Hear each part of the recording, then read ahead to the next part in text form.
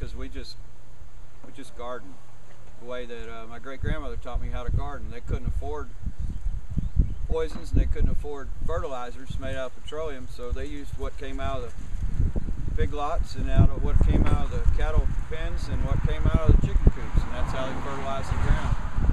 And people ask me all the time, what do we do about this insect or that insect or this disease or that disease? And we don't have diseases in insects, so very few problems. When you have a good healthy plant, because you got good healthy soil, you don't have the problems. Most insects attack plants that have been stressed due to one thing or another.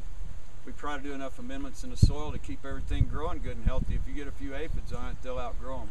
They don't really ever present a problem. We have a few squash beetles. We got a little duck around here. You'll see her in a little while. She'll start following me around when we go walk in the garden. I showed her where the squash bugs are and she eats them. I showed her where the cabbage loopers are and she eats those. We don't have those problems. But, you know, take care of the soil. The plants pretty well take care of themselves. They evolved to do that. You just have to give the plants what they need. The soil out here has naturally occurring high phosphate levels. So we grow plants that help mitigate that, and we help mitigate it through addition of humates and humic acid that come from our compost. We build a lot of compost. We haul it year round, we turn it year round, keep it moist, and we add the manure from our chickens and from our rabbits and our worm beds, and it makes a good healthy plant, and we just don't have very many problems with diseases and things. I worried this last year in the greenhouse in a closed area that we might have fungal problems. We didn't have any of those problems. We produced over 300 heads of lettuce a week without any problem at all. And it's just due to good, fertile, composted soil, plenty of organic matter, and nutrients and minerals that the plants need to grow. Keep the soil healthy and the plants that keep themselves healthy. We just put the seeds in the ground. And people ask me about organic weed control. Well, bend over and pull the weed. That's how it's done. You can kill it. If you want a good looking garden, you can spray Roundup on it. You still got a dead brown weed. I'd still pull it. So what was the point of putting toxins on my food to start with? Texas A&M research showed that the first 40 days is the most important time to keep the weeds away from the plant. If you can keep them away after 40 days, I don't care if a few weeds grow up. By then I'm already picking my tomatoes. And I'm not real worried about how it looks most of the time. Y'all come out here, we did a little extra effort to try to make it look a little better, but you sneak up on me next week, you'll see lots of weeds out there. We pull what we can, but you know, when you get to spraying things to kill insects, there aren't any poisons that are specific. You're not going to specifically kill squash beetles. You're going to kill assassin bugs and the different wasps and predator insects that take care of insect problems and overpopulations. So we don't ever spray those things, therefore we don't wipe out the beneficial insects. And one of the things you can do to help that is growing a few flowers around the perimeter of the garden. We put in marigolds and pyrethrum flowers, and they'll attract bees and honeybees for pollination, and also some of the predator insects that help you keep down problem insect populations. Fertilizers in 1939, when World War II began in Europe, Winston Churchill decided that the only way to win against Hitler was to change all their navy over to oil-burning ships.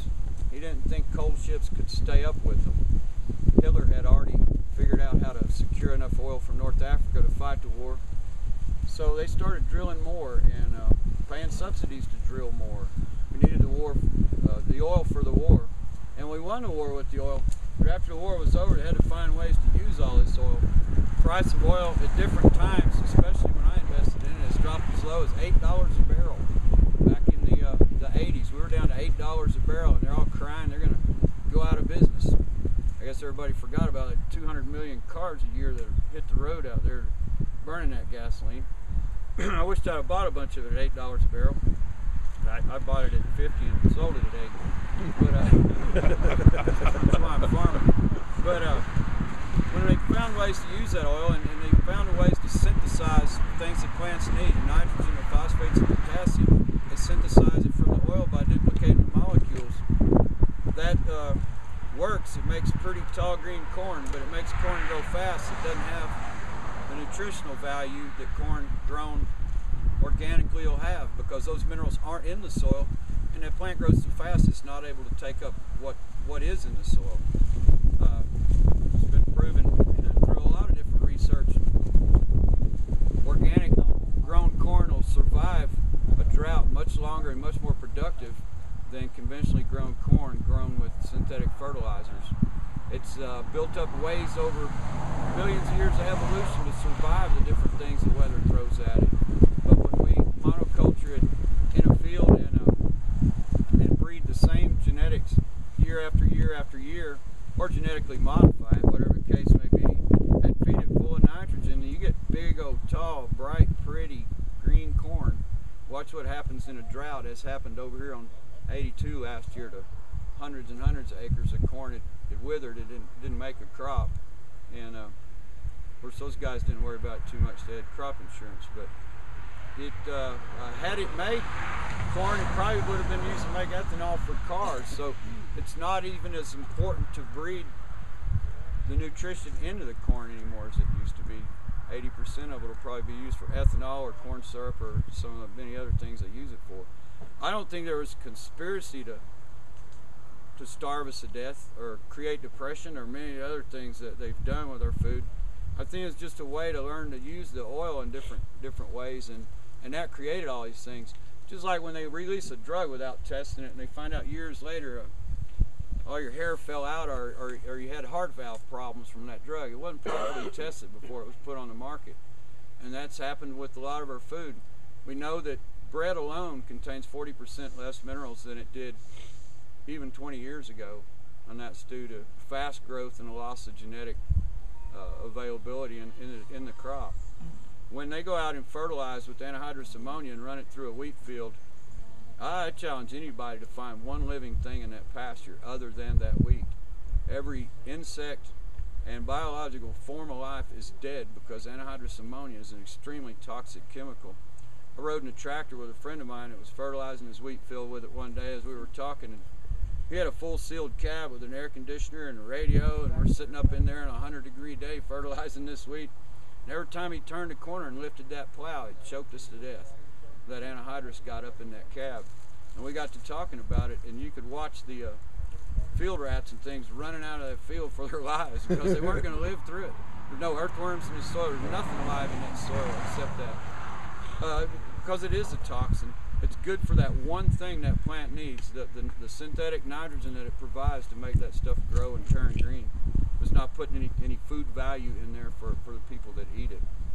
I want to walk around a little bit and show y'all some of the things on the farm out here. If anybody's got any questions, you're welcome to ask me, and I'll try to answer as best I can. But we do everything organically. We became part of the carbon stream when we started growing. You know, carbon's put on the earth at one time, accumulated in large amounts. Part of it turned into this white caliche rock you see in the ground here. Part of it remained in the atmosphere. As we burn fossil fuels and release more of it into the atmosphere, and no matter what you believe, we do change our climate every day. Everything you do has some kind of effect on the climate. And that's one of the things that we're trying to mitigate. Is I'd prefer not to poison the air that I breathe anymore. I don't have it yet, but I want to have grandkids one of these days, I hope, and I'd like for them to have a planet where they can eat food and get good nutrition out of it, and take a deep breath of air and enjoy what's around them without choking to death on it. If y'all ready, let's take a walk around the farm here, and I'll show you some things we got growing.